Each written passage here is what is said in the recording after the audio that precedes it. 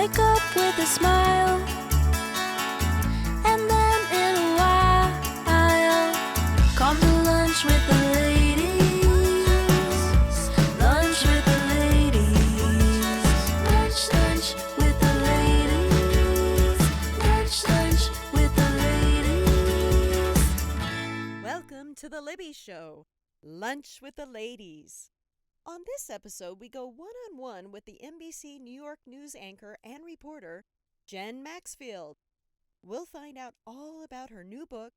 More after the break. Our reporter returns to 10 Unforgettable News Stories.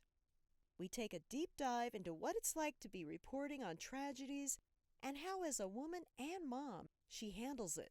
So let's get talking with Jen Maxfield. Welcome to the Libby Show, Lunch with the Ladies. I always love to go one-on-one with vibrant, successful, and inspirational women. And today I have the pleasure of talking to news anchor on NBC News New York, Jen Maxfield. Jen is no stranger to anyone in the tri-state area, as she's been a reporter in this area for over 20 years. She just penned a book. It's called More After the Break. A reporter returns to 10 unforgettable news stories. And I will tell you, after reading this book, these stories stick with you. In the book, she goes deep into the surrounding stories and relationships that occurred after the tragedies, and she updates on what's going on now. One good thing is that you will find that out of some of these tragedies, something positive happened. Jen Maxfield started her career at CNN and has worked at several New York stations. After being at ABC, you can now find her on NBC New York. She has covered some of the biggest stories in the nation, some that were national news and went international. She's covered Katrina, COVID, Miracle on the Hudson, and many more. Many of these won prestigious news awards. She's had the opportunity to meet tens of thousands of people because she covers so many things. She covers politics, schools, criminal justice, health, business, weather, and human interest. She holds a master's of science from Columbia University, where she is also an adjunct professor. She lives in New Jersey with her husband, Scott, her 3 kids, and her dog, Rocket.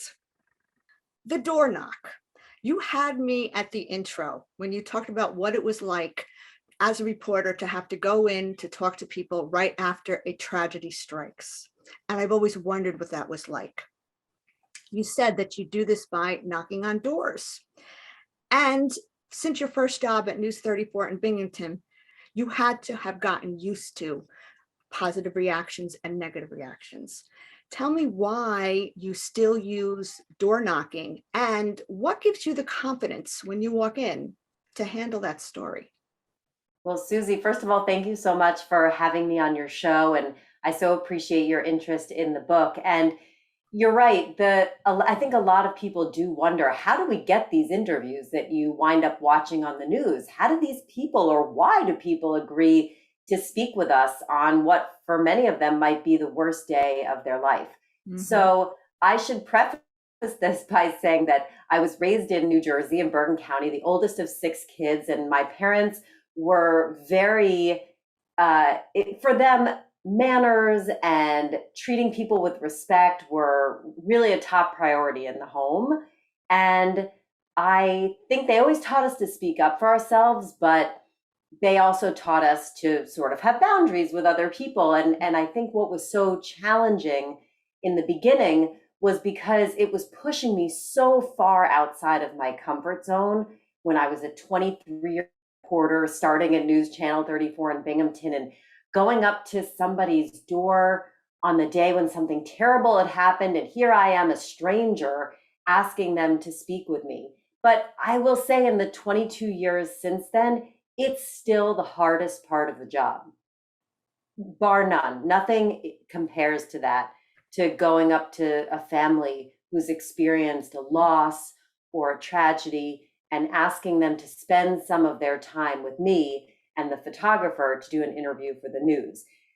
What I have learned, though, over the last 22 years is that if I don't ask the families and give them an opportunity to speak publicly about their loved one, that part of the story may not get out there. And in fact, we may inadvertently tell an inaccurate story because we are not hearing from the people who really knew what happened or who really knew the person. So look, I take no for an answer. If somebody says we're not interested in doing an interview, the conversation's over, and I respect that. But I am astonished and grateful for the many, many people, the vast majority of people who do agree to speak with us and invite them into their lives on those days. Yeah, and as someone that watches the news, and there is just so much to cover in this New York, New Jersey area, I often wondered, how could they speak to a reporter? And yet I also realize their speaking to me helps me understand it better. And it's probably cathartic because they're able to tell people what's going on, and you see the anguish in their faces. And it is a hard job that you have. I know it's hard for them, but it's very helpful for us to see that firsthand, because we're hearing it firsthand from the victim or their families, and not filtered through something else. Exactly. And we are there in some ways as a proxy for the viewer, right? I mean, I'm asking the questions and I'm trying to construct an accurate story that people are interested in, and that people will want to watch on TV. I'm asking the questions that I think you at home would want to know, but I'm also in their living room during these tumultuous times. And look, I'm not a faith leader. I'm not a psychologist. I can't arrest or prosecute the people responsible for this, but I can share their story, and I can act, as I said, as sort of a stand-in for the community, to be there to ask the questions, to give them the space to tell their story, and to sort of provide that communication with the larger community. And toward the end of the book, what I talk about is that, yes, we are writing what people have called the first rough draft of history, right? We're putting the information out there, and that's the first rough draft of what will eventually be understood about these events. But as weeks or months or years or even decades go by, I think you get the larger picture of what becomes of some of these people and some of these issues that we report on. And that's also what's been so interesting and gratifying about writing the book is, take Zaina Madihan, who survived the Paramus school bus crash. Zaina was interviewed 3 weeks after the crash. She was still recovering from a concussion. Her best friend and teacher tragically were killed in that crash. Yeah. It's now been more than 4 years. Zaina has spoken before Congress. She's met with legislators and the governor in Trenton. And she, as a 10-year-old child, now she's 14, she was 10 when she survived the accident, she has contributed to making school buses safer for kids across the whole country. And all of that started with her speaking out and her family allowing her to tell her story on the news. Yeah, and I remember that. And I was on a board of education for a while. So that really struck, a lot of the stories in your book struck home, but that really struck home because you signed a permission slip and you think your child is coming home. So I'm going to jump around with the questions since you talked about impact. So you had covered so many stories that had an impact. There were different laws. There was another one, Tiffany's Law, that you talked about from one of your stories. So were there some stories that you covered, as you said, some of them had a tremendous impact. Were there some of them that you put out there that you thought might have a different impact and just nothing ever came of it? I don't think by the days that I'm doing these stories, it's so fresh, it's so new. I'm not sure that I can ever anticipate or predict what the impact will be, because when we're doing it, the accident or the incident might have happened that day or the day before, or it's all very fresh and people are still kind of reeling and we're still putting all the pieces of the puzzle together. And I think this book gave me, as the writer and researcher, and also will give readers the opportunity to sort of reflect on, oh, so that's what happened after that story went out on the news, or that's what happened in the several years since I first read about that family. And so, and I think sometimes things happen in people's lives that they couldn't even have anticipated at the time. It's all just so fresh when we're reporting it. Look, the cycle of local news is relentless. We get an assignment at 9 o'clock or 10 o'clock in the morning, and then it airs that evening, and that's it. Very rarely do I come home from a day of work where I still have a story that hasn't gone on the air that's going to air the next day. We have many hours of news every day to fill, and there's so much happening in the New York, New Jersey area that we're just consumed with telling you about the latest and the breaking news and the thing that's happening this day. And being able to write the book and take the space and the time to go back to some of these stories has been so rewarding and so humbling, because there were so many things that I just didn't understand those first few days after the incident. Well, I have so many questions for you that were popping up as you were talking. I love the book because I said I remembered a lot of the stories, and you're absolutely right. People don't always think what happened afterwards. And to see, of course, so many families still grieving, especially when it's the loss of a child that can never be explained, that's just understood. But to see so many laws come out of it, I thought, something good did come out of some of these tragedies. I have a question for you about being a reporter and being a female. Do you have certain days where you work, and what is it like when you wake up and I think you don't know where you're going that day? Do you have set hours? I always know what hours I'll be working on any given day. But you're right that oftentimes I walk out of my house and I don't yet know, am I going to be covering a news conference inside an office building, or am I going to be covering a flood on the side of the road? So you can imagine how challenging that can be, just as far as something as simple as what kind of clothes are you wearing? And do you need to bring an umbrella or rain boots or sneakers? So I have quite a few things that I keep in my car just in case. But I also write about in the introduction of my book that we all we all live our lives in sort of a reporter's version of Murphy's Law. So the day you wear a new pair of shoes to work is the day you're getting assigned to that flood. And the day that you hope you get your live shot on the 5 o'clock news because you have 7 o'clock concert tickets will be the night you have a 6 o'clock live shot somewhere an hour away. That's just the way it works. I did read that, and I took note of that. I have something in my car. I call it my go bag, and I have just an extra everything in there, an extra makeup. Not that I'm a reporter, but just in case something happens.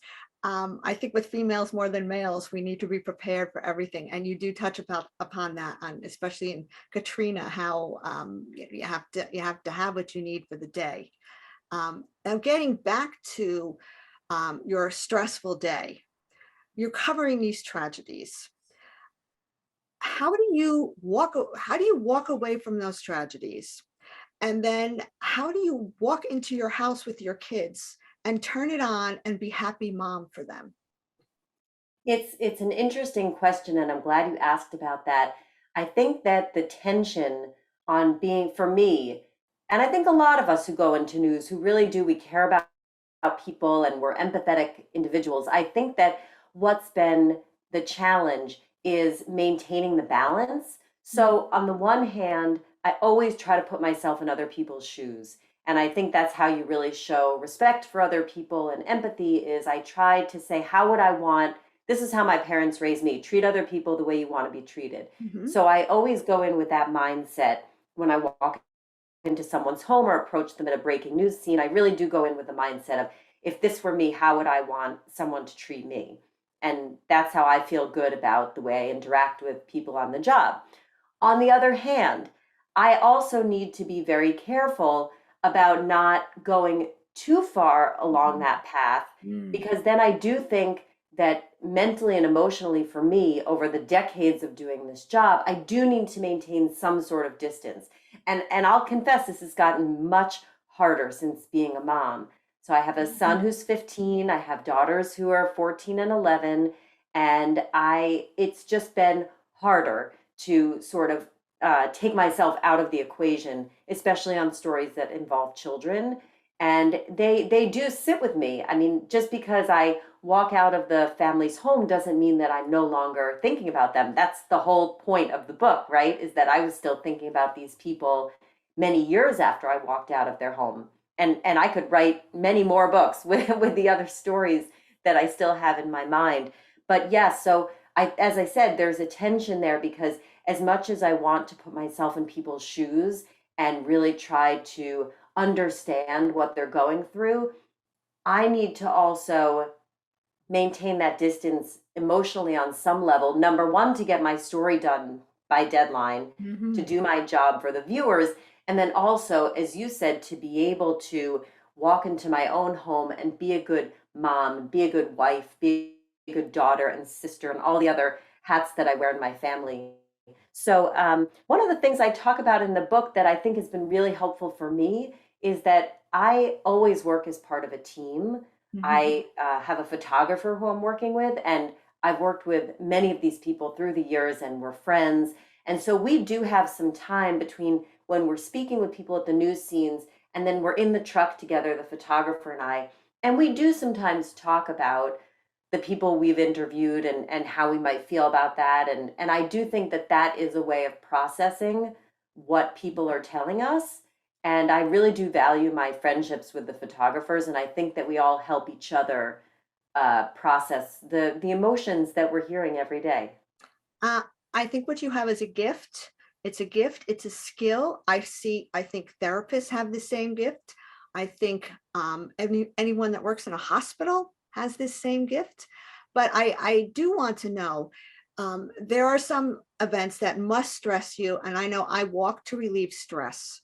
Is there something that you do? You've just covered this Paramus bus accident. For those that don't know it, children died on this bus. A truck went into a bus. Many children died. Is there some act that you do to help clear yourself of what you've just had to deal with?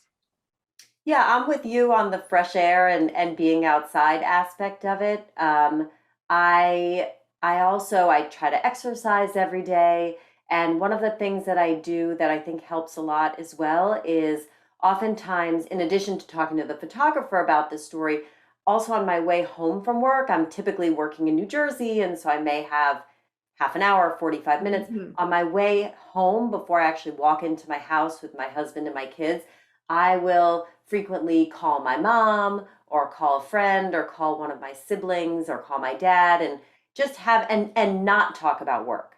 So if I'm calling one of them, I typically will not talk about the story I just worked on that day. It's usually just talking about things other than work, and that helps me sort of transition from my work life into my home life.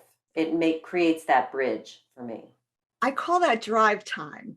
And I find that females like their drive time. I've had instances where I'm meeting someone and they say, no, I'd like to drive myself. It's the only time I get by myself. So I understand drive time. I get it. So, well, I'm glad you have that and you have the relationships. And I understand the team that you work with because you're all going through it at the same time. So it was interesting to hear how you do that. So in this book, there are a lot of stories about tragedies. Is there, whether it's something in this book or another tragedy, what was the most difficult assignment that you've ever had?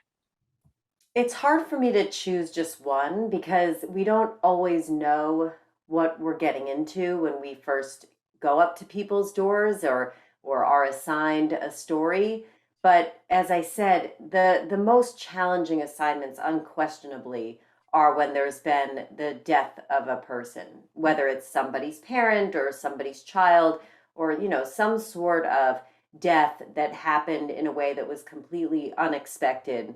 It's just really heartbreaking. You always get that feeling of people not being able. There's no closure. People were not able to say goodbye.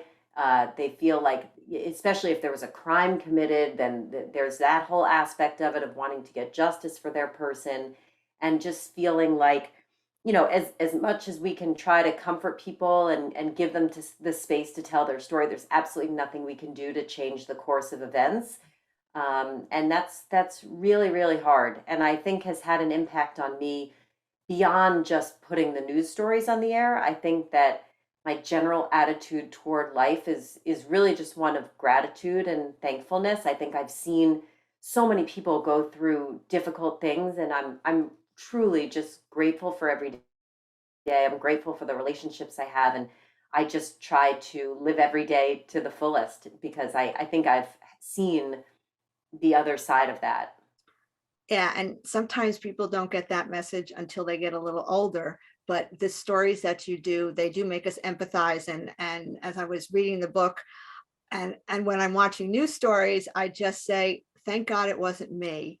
And what can I do for this person? And I think that your stories do have an impact, because sometimes I'll go and Google if there's a GoFundMe page or what I can do for them or donate something. But also, I think some of the stories that you tell also do have another effect, in that it might spur someone else watching it to do some kind of other kind of action and look into something else. So, you know, telling those stories, and um, you do something that's very meaningful, and you should, I appreciate that. So Thank you. And I think that's really one of the values of local news too, is that we live in this community. We're reporting on the place where we live. I grew up in New Jersey. This is my home state. As I said, I report for New York stations right. through the years, but I typically cover stories in my home state of New Jersey. And I think that it's a privilege to be able to tell people's stories and really report on the community where I live here in New Jersey. And you heard some of the people in the book say it too, that when they do put their stories out there, they get so much back from Yes. the community when people read about it. The parents of Darren Drake, who was Oh, killed in the oh Lower yeah. Manhattan terror attack on Halloween, that a lot of people know about. It was a truck attack on the bike path there. Darren was an incredible young man, and tragically, he was riding his bike and was killed in that attack. It was obviously a national, really an international Yes. story. Yes. Darren's parents, at his wake, there were families whose children had been killed on 9/11 who came to comfort the Drake parents, to look them in the eye and say, our children were killed by a terrorist too. We're here for you. Yeah. And that was they're still talking about that years later, how meaningful that was for them to feel that community support. Yeah. And And so, because of the area that we're in, and because of the the really tragic things that happen, there's really no local anymore, because it gets on the internet, and being in this area, it becomes a national story.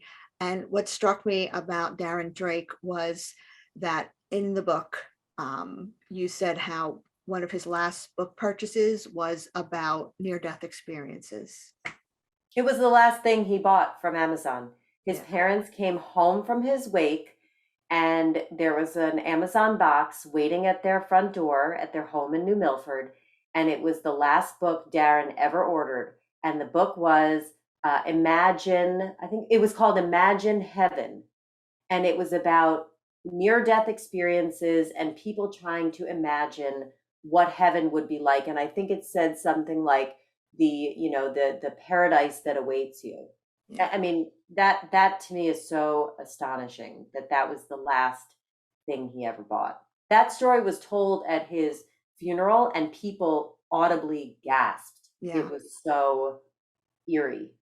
I got chills when I read that. And for anyone that wants to read this book, that's the little kinds of tidbits and interesting information that you'll get as you read your book. Some of these things are just astounding and almost too unbelievable to be true. I want to talk about the writing of the book. Was this something that you always had planned, or was this born out of the pandemic?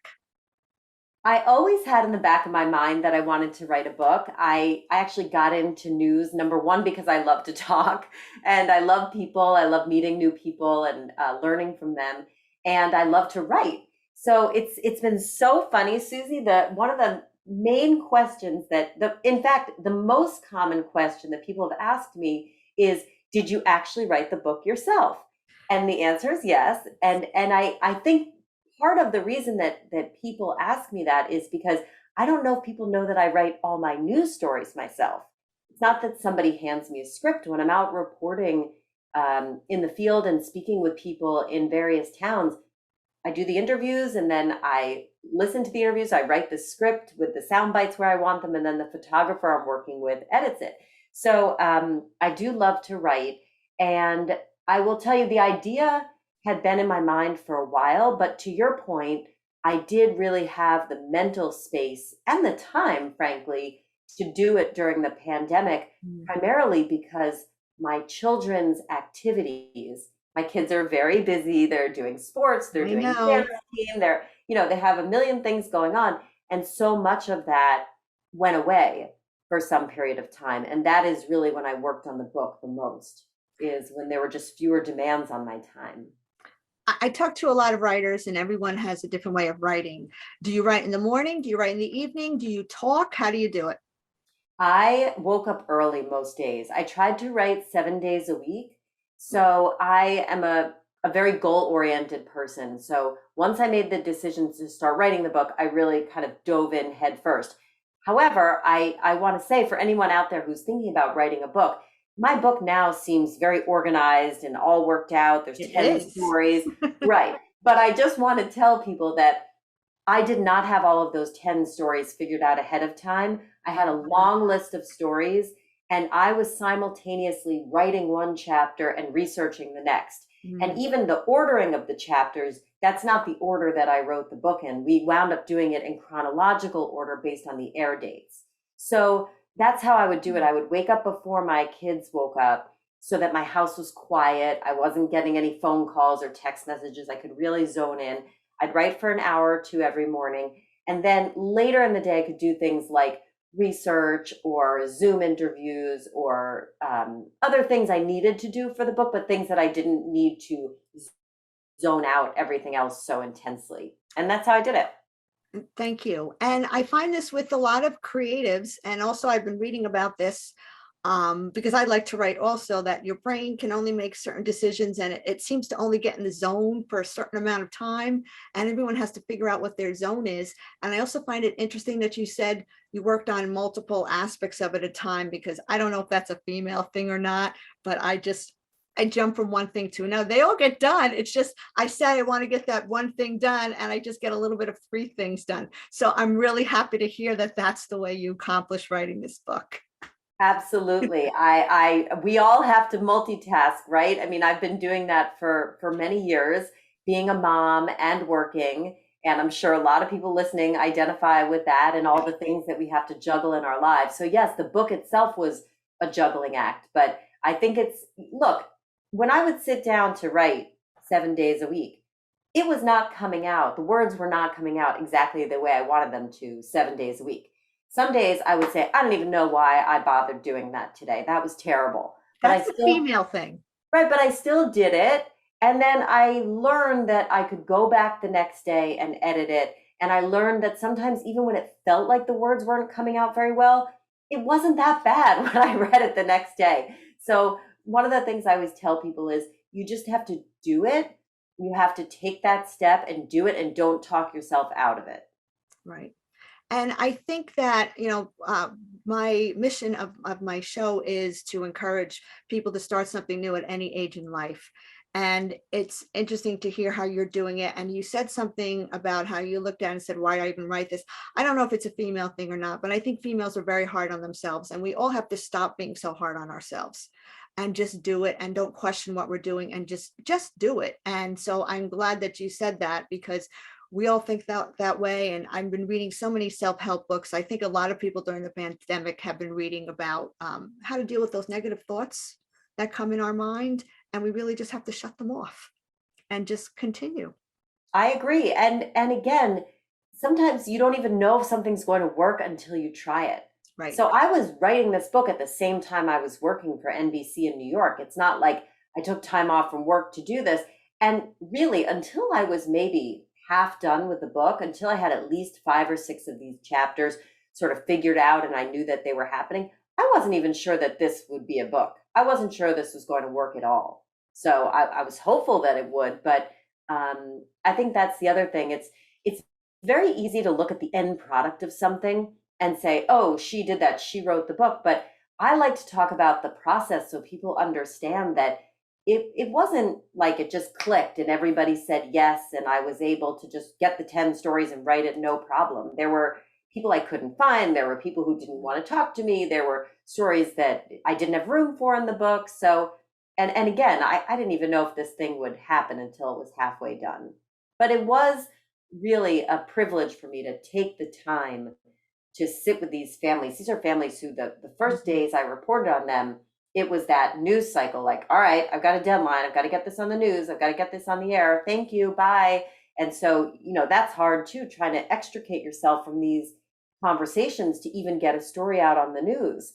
And so to be able to go back and take that time and have those conversations really was a privilege that I don't take for granted. Yeah, well, and it seems like you also enjoyed it. And I always say every day you need to enjoy the journey. And during the days of the pandemic, it was very difficult to enjoy the journey. So you did something that you enjoyed and you came out with a wonderful product that will help everyone that reads it.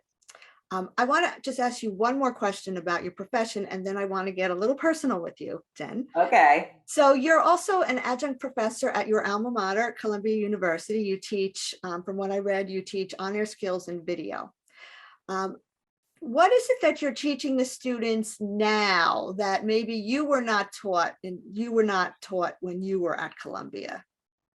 That's an interesting question. The students now are so much more prepared when they walk into my classroom than I was back in the year 2000 when I walked in. And I think the reason, especially from a broadcast standpoint, is that these students have grown up with a camera in their pocket or in their bag the whole time.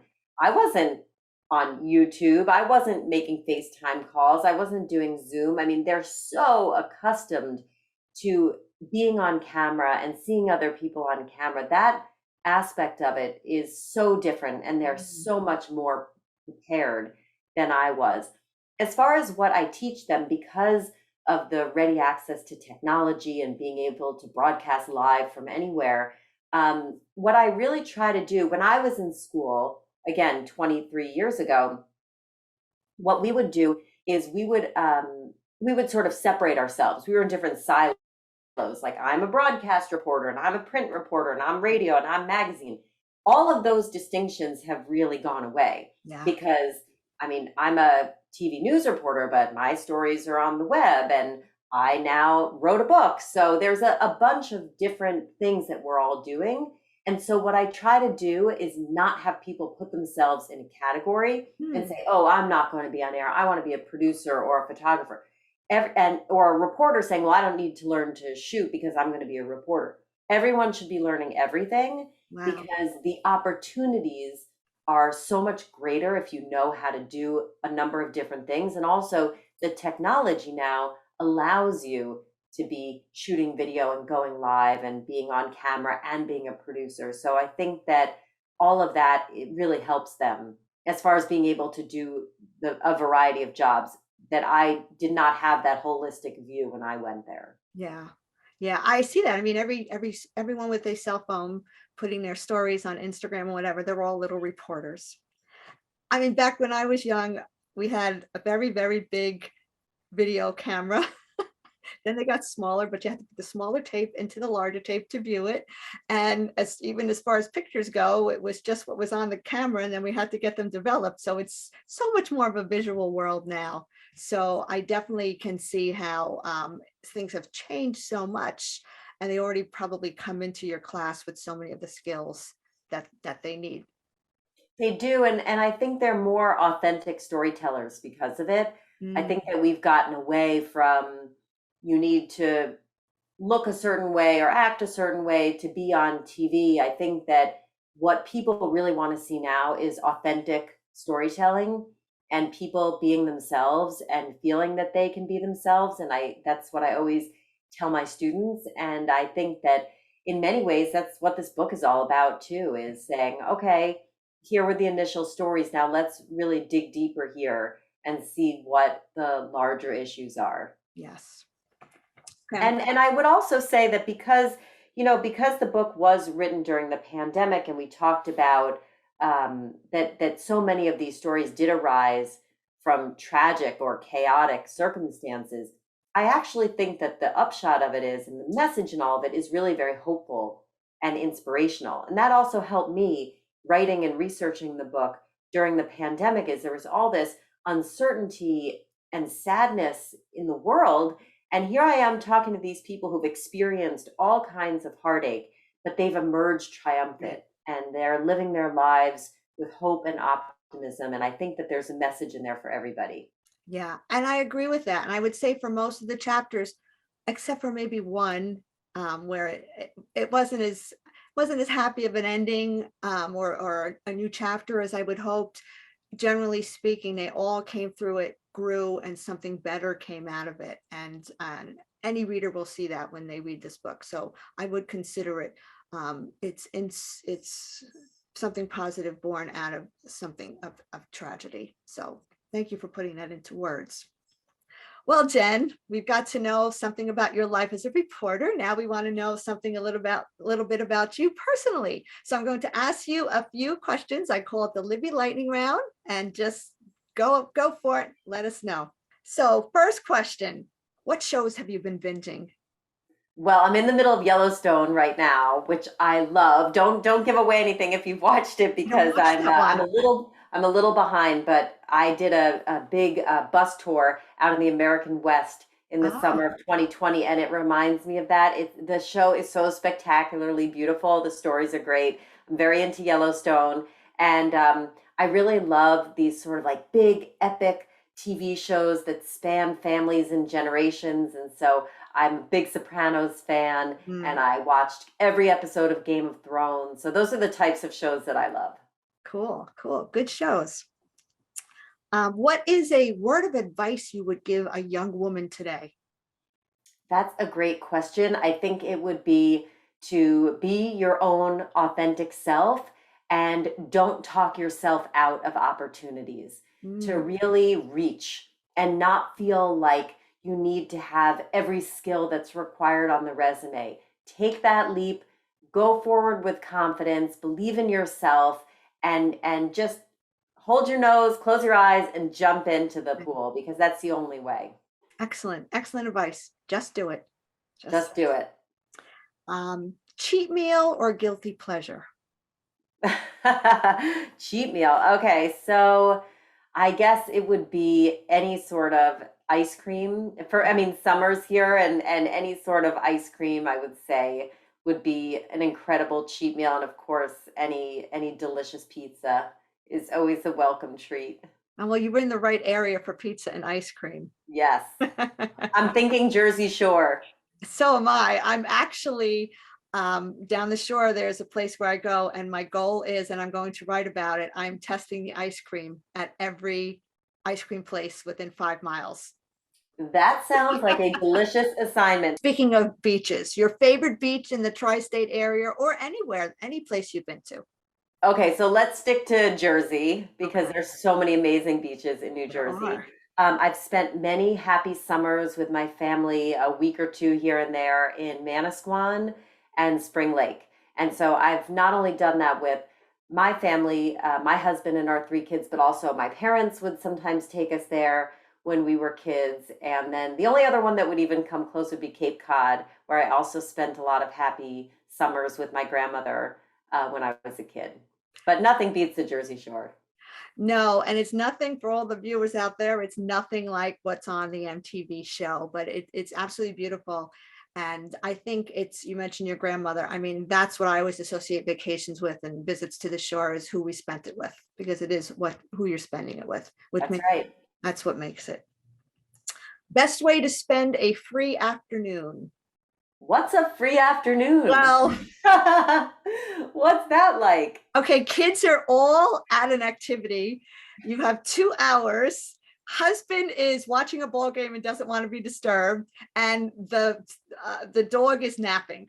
Oh, okay. So got it. Because I was going to say that if I had a free afternoon with my family and nobody had any activities, my favorite way to spend, where I didn't have to drive anyone anywhere or anything like that. I really do love riding my bike.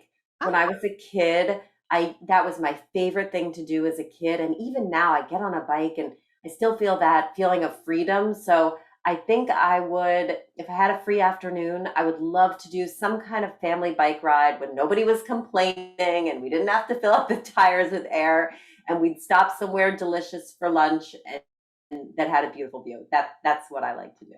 That's a great way to spend an afternoon. I hope you get one of those this summer. Yes, I'll keep you posted. Last book you read. Okay, so I'm actually in the middle of reading Song of Solomon, which my son had to read for school this past year. He just finished his freshman year, and I love that book so much. I remember it from when I was in high school. So I'm in the middle of it now. Toni Morrison's one of my favorite authors, and the way she writes is so descriptive and magical. And I just love reading the way she writes. Yeah. I'm in awe of her. And a book on a beach is even better. Yes. If you can get the shade just the right way. So I actually did before that. As I said, I'm in the middle of Song of Solomon now. Before that, I read Malibu Rising by Taylor Jenkins Reid, who I also just read Seven Husbands of Evelyn Hugo. She's a great writer, real page turner, really knows how to construct. Like I said, I like those TV shows where it goes through generations and all kinds of stories. I love that. And she does a great job of tying everything together. Any fiction book in your future? I think fiction is much harder than nonfiction. For somebody like me, I've spent my life telling nonfiction stories. I'm a big consumer of fiction, whether it's TV shows or books. I really love to read, and I love reading fiction books, but I think that I would need some practice to write a good novel that other people would want to read. But TBD, you never know, right, Susie? That's right. So that's the end of the lightning round questions. Now I just want to ask you one thing at the end of my show. I always like to ask people to mention a charity that they work with. And I know that you work with several. Is there one or two that you would like to give a shout out to? Absolutely. Thank you so much for asking that question. When I was in high school, I started volunteering for the Center for Food Action in Englewood. I used to help them stock their pantry. And ever since then, I've been volunteering for the organization. It's absolutely amazing. They're fighting food insecurity in northern New Jersey, and I'm just honored to be a part of that group. And then I also do a lot of work with the Women's Rights Information Center, which is also here in Bergen County. And that organization really focuses on women and children and supporting families, in particular, victims of domestic violence. Well, we'll put the websites up for that. So anyone out there, please contact them for information to donate, to find out. There is so much that just an individual can do. Let me end it with one thing, because when I said so much that an individual can do, my dad always said one person can make a huge difference. What is your mantra? Oh, I guess lately my mantra's been step out of your comfort zone. Okay. Get comfortable with being uncomfortable. Wow. And I think that can apply to so many different situations. And I think if you can apply that to your life, you'll just have a very interesting ride, because you won't always stay in your comfort zone and you'll push yourself a little bit. And that's always been my outlook. And I think it also connects with the whole growth mindset that I really believe in, which is that, you know, you want to keep doing new things and learning new things and meeting new people. And that's really what makes life interesting. I 100% agree. So I want to thank you, Jen Maxfield, for being on the show today. I appreciate all your answers about what it's like going behind the scenes of a reporter, a news anchor on a top station, writing the book, a little bit about your personal life.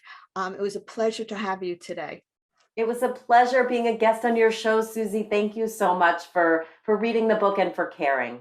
Thank you. Thank you to Jen Maxfield for being on the show today. I hope that everyone watching found it interesting and inspirational, as you will find her book. More after the break. So go pick up a copy.